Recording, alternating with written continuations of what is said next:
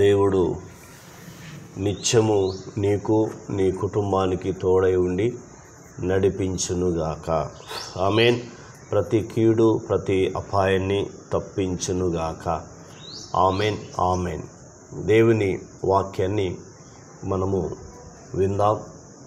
యెహోషువ గ్రంథము 1వ అధ్యాయము 9వ వచనాన్ని చదివి ధ్యానించుకుందాం. దేవుడు యెహోషువతో మాట్లాడుతున్నాడు. మోషే ఈ లోకాన్ని విడిచి వెళ్ళిన తర్వాత దేవుడు యెహోషువను సిద్ధపరిచాడు. ఇశ్రాయేలు ప్రజలను పరిపాలించటానికి, వారిని పాలు తేనెలు ప్రవహించే దేశానికి నడిపించటానికి దేవుడు యెహోషువకు అవకాశం ఇచ్చాడు. కానీ యెహోషువ ఏమంటే భయపడుతున్నాడు.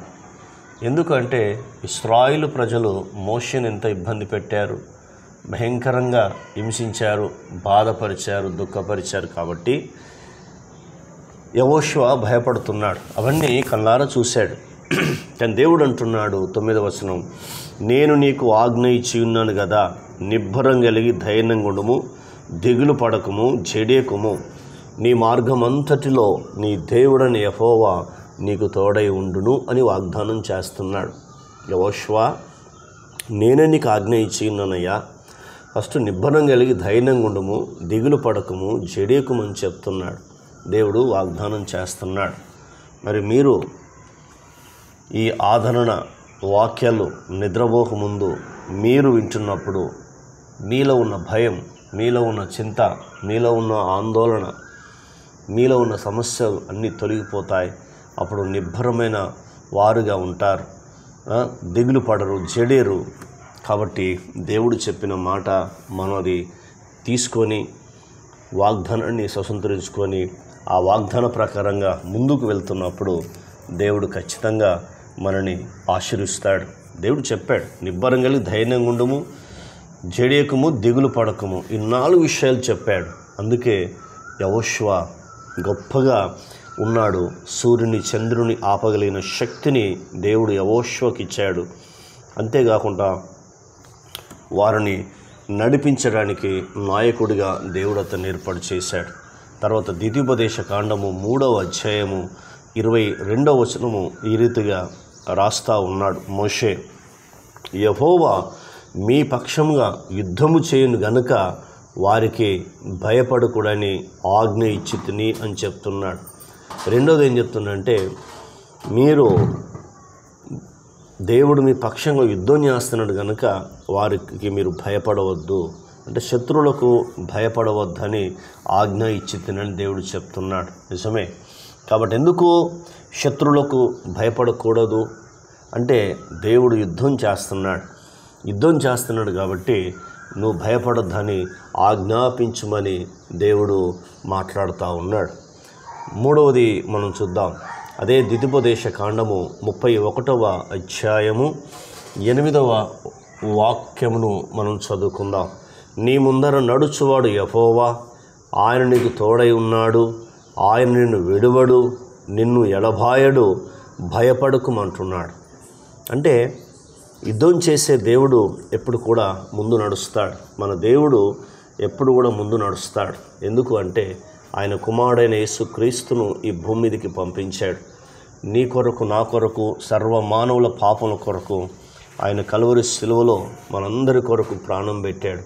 మనందరి కొరకు సమాధి చేయబడ్డాడు. తిరిగి 3వ దినం లేచిన మహాదేవుడు. కాబట్టి ఆయన మాట్లాడుతున్న మాట ఏంటంటే, మన ముందర నడుస్తున్నాడు దేవుడు. ఎందుకో తెలుసా? ఎందుకు నడుస్తున్నాడంటే భయపడవద్దు, మనుషులకు మనం భయపడవద్దు. హెబ్రీయులకు రాసిన పత్రిక 13వ అధ్యాయము మనం చూస్తే 6వ వచనం రాస్తాడు అపొస్తలుడైన పౌలు, ప్రభు నా సహాయకుడు, నేను భయపడను, నరమాత్రులు నన్నేమి చేయగలరని మంచి ధైర్యముతో చెప్పగలవారమై ఉన్నాము అని హెబ్రీ సంఘాన్ని ఆదరిస్తూ ఉన్నాడు అపొస్తలుడైన పౌలు. నిజమే, ప్రభు నీకు సహాయకుడిగా ఉన్నాడు కాబట్టి నువ్వు భయపడవలసిన అవసరం లేదు. నరమాత్రుడు వాడు ఎవడైనా సరే నేను ఏమీ చేయడు. ఎందుకు చేయడంటే దేవుడు నీకు సహాయకుడిగా ఉన్నాడు, దేవుడు నీకు ముందుగా నడుస్తున్నాడు. కాబట్టి నీవు భయపడవద్దని ఆజ్ఞ ఇచ్చితినని చెప్తున్నాడు. నరమాత్రులని చెప్తున్నాడు.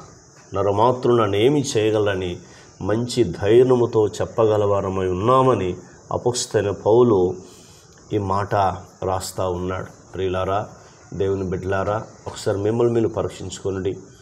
దేవుడు నీకు సహాయకుడుగా ఉన్నాడు. ఒకసారి ఆలోచన చేయండి. అపాయం నుంచి కాపాడుతాడు, ప్రమాదాల నుంచి కాపాడుతాడు, రోగాల నుంచి తప్పిస్తాడు, అప్పుల నుంచి విడిపిస్తాడు. అన్నిటిలో సహాయకుడు ఎవరంటే దేవుడు ఒక్కడే. గుర్తుంచుకోండి. మనుషులు ఎప్పుడైనా సహాయాన్ని కోరుతారు కానీ సహాయం చేయలేరు. అది మనుషుల యొక్క నైజం. కానీ దేవుడు ఎప్పుడు కూడా సహాయాన్ని కోరడు. దేవుడు సహాయం చేస్తాడు. అందుకే ఆయన సర్వశక్తి కలిగిన దేవుడు, నిజమైన దేవుడు, నీతి న్యాయాన్ని ప్రేమించే దేవుడు. మరొక వాక్య భాగాన్ని చదువుకుందాం. 4వది అదే ద్వితీయోపదేశ కాండము 2వ అధ్యాయము 7వ వచనాన్ని చదువుకుందాం. అక్కడ అద్భుతమైన మాట మాట్లాడతాడు. నీ దేవుడని యెహోవా నీకు తోడై యుండును, నీకు ఏమీ తక్కువ కాదు అని అక్కడ మోషే ద్వారా రాయిస్తున్నాడు. ఎందుకంటే నీ చేతి పనులన్నిటినీ ఆశీర్వదిస్తాడు కాబట్టి. అంతేకాకుండా ఆయన నీకు తోడై ఉన్నాడు, నీకేమీ తక్కువ కాదు. దేవుడు 4 విషయాలు మనతో మాట్లాడుతున్నాడు. అంటే మొదటిది ఏం నేర్చుకున్నాం? నిబ్బరం కలిగి ధైర్యంగా ఉండము, దిగులు పడగు, జడేకుమన్నాం.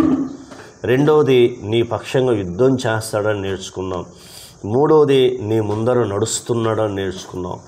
4వది నీకు ఏమీ తక్కువ కాదు, నిన్ను నీ కుటుంబాన్ని దేవుడు ఆశీర్విస్తాడు. అందుకే మీరు నిద్రపోక ముందుకు ఈ ఆదరణ వాక్యాలు వింటే తప్పక బలపరచబడతారు, ఆదరించబడతారు, తృప్తిపరచబడతారు. మీలో ఉన్న భయము తొలగిపోతుంది, చింత ఆందోళన తొలగిపోతుంది. ఈ 4 వాగ్దానాలు మీరు పొందుకుంటారు. ప్రార్థన. కన్న తండ్రి, నీకు స్తోత్రాలు. విన్న మాటలు దుష్టతకుపోకుండా సహాయం చేయండి. ఈ మాట ద్వారా మమ్మల్ని మీరు తృప్తిపరిచినందుకు మీకు స్తోత్రాలు అయ్యా. మమ్మల్ని ఆదరించినందుకు మీకు వందనాలు చెల్లిస్తున్నాం అయ్యా. మా ముందు నడుస్తానన్నావు తండ్రి, నీకు వందనాలు చెల్లిస్తున్నాం. మా పక్షంగా యుద్ధం చేస్తానన్నావు, నీవు ఆజ్ఞ ఇచ్చావు తండ్రి, నీకు స్తోత్రాలు. నిబ్బరం కలిగి ధైర్యంగా ఉండమన్నావు, జడేకుమన్నావు, దిగులు పడకమని చెప్పావు. అందుకై మీ కృతజ్ఞతలు, మీకు స్తోత్రాలు చెల్లిస్తున్నాం. మా పక్షంగా యుద్ధం చేస్తానని చెప్పావు, మాకు ఏమి తక్కువ కాదని వాగ్దానం చేసిన మా తండ్రి, మీకు స్తోత్రాలు. ఈ వాగ్దానాన్ని మేము స్వతంత్రించుకోవడం కృప చూపావు. ఇంకా అనేకులు విని వారు కూడా ఈ వాగ్దానం పొందుకోవడానికి కృప చూపమని మా ప్రార్థన విని జవాబిచ్చినందుకు కృతజ్ఞతలు చెల్లిస్తూ యేసు నామంలో పొందినాం తండ్రి. ఆమెన్. దేవుడు మనందరిని దీవించి ఆశీర్వదించునుగాక. Amen, amen, amen.